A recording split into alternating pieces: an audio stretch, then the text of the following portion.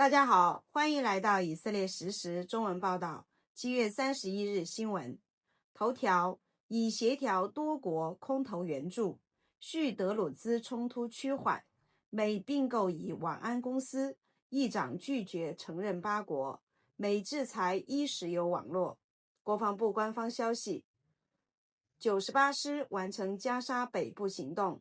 今天，根据作战计划与战斗时间表，第98师完成在加沙地带北部的任务，并准备执行其他任务。该部队数月来深入加沙恐怖主义据点，在汉尤尼斯、沙贾伊亚和泽图恩地区作战。过去1个月，部队聚焦沙贾伊亚和泽图恩，摧毁地上与地下恐怖基础设施。在北部行动中，共摧毁超过1500处恐怖设施，消灭数十名恐怖分子，并对10月7日袭击加沙周边的哈马斯沙贾伊亚营造成重创。行动期间，98师火力中心与空军及新贝特协同作战，消灭参与10月7日大屠杀的多名恐怖分子。以高层拒绝承认8国。以色列议长奥哈纳坚决反对在以色列边界建立敌对国家。他表示，谁想要巴勒斯坦国，就去巴黎或伦敦建。总理内塔尼亚胡警告称，如今英国支持在以色列边境建国，未来他将受到威胁。以施压促卡塔尔驱逐哈马斯头目。由于以方无法直接打击哈马斯，在卡塔尔的高层估计美方施压外交压力，以色列正向美国施压，要求其利用对卡塔尔的影响力，促使多哈驱逐哈马斯政治局成员哈亚等人。以军协调多国继续空投援助。以军在以色列领土活动协调局指导下，与阿联酋、约旦、埃及协调，持续向加沙北部和南部空投食品援助。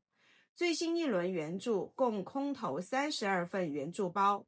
以方重申其将与国际社会合作，并反驳有关故意制造饥荒的指控。哈马斯假饥荒宣传引发外交危机。哈马斯利用饥荒谎言成功煽动全球舆论反对以色列。尽管以色列已澄清所有信息为假消息，但西欧国家仍要求其在9月前结束战争。以军指出，哈马斯宣称援助点造成51人死亡、648人受伤的说法不实。军方仅发出警告射击，未朝人群开火，伤亡系人群内部冲突及卡车碾压所致。哈马斯还以加沙饥饿问题为由，通知调解方暂停谈判。以政府和军方在社交媒体战场上反应迟缓。外交部长萨尔是少数有效发声者。美特使将实地评估加沙局势。由于哈马斯拒绝释放全部以色列人质，军事营救计划面临极高风险。美国总统特使史蒂夫·维特科夫将前往以色列，对加沙地带人道主义局势进行实地评估，并协调与以色列及地区伙伴磋商，在推动援助工作的同时，向哈马斯施压，促使其释放人质。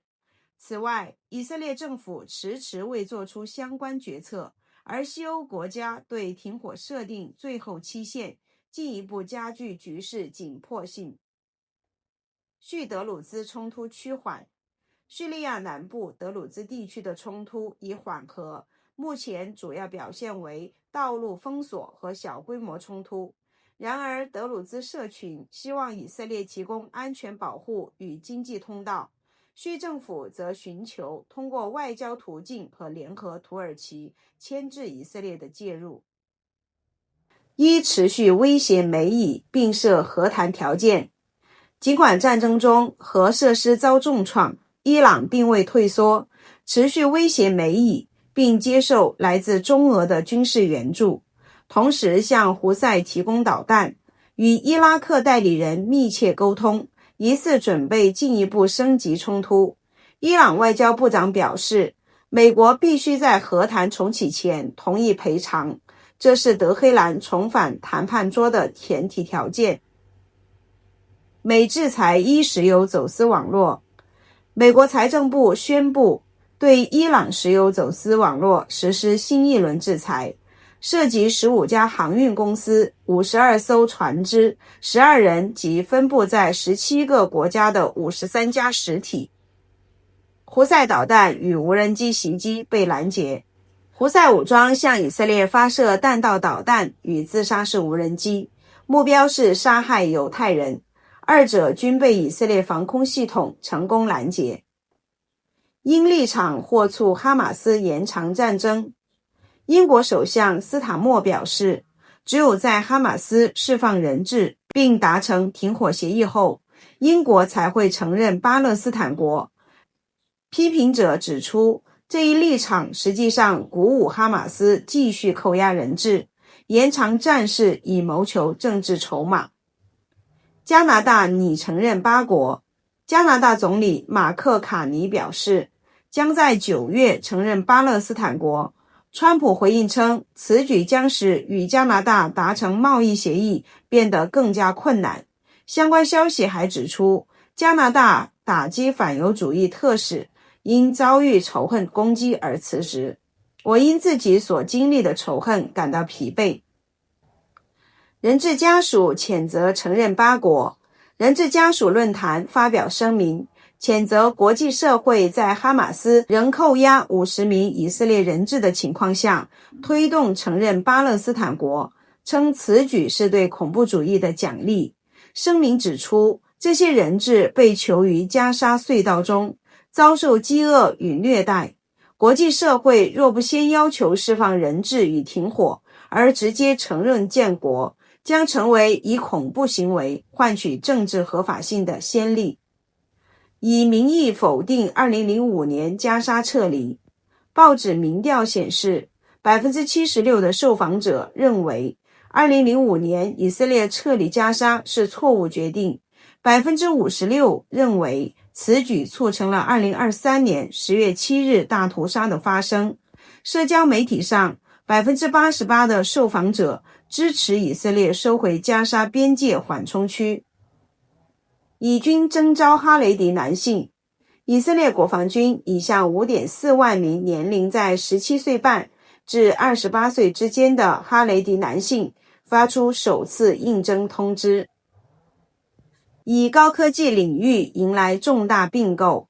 美国帕洛阿尔托网络公司以250亿美元收购以色列网络安全公司赛博安全公司，为以色列高科技出口创下历史性交易。极左分子图谋袭击以军士兵。一名以色列极左翼分子在犹太地希伯伦附近驾车加速冲向以军部队，疑似企图实施撞击袭击，该恐怖分子已被逮捕。总结，以军完成加沙北部行动，消灭10月7日袭击者，以施压卡塔尔驱逐哈马斯。美特使将评估加沙局势。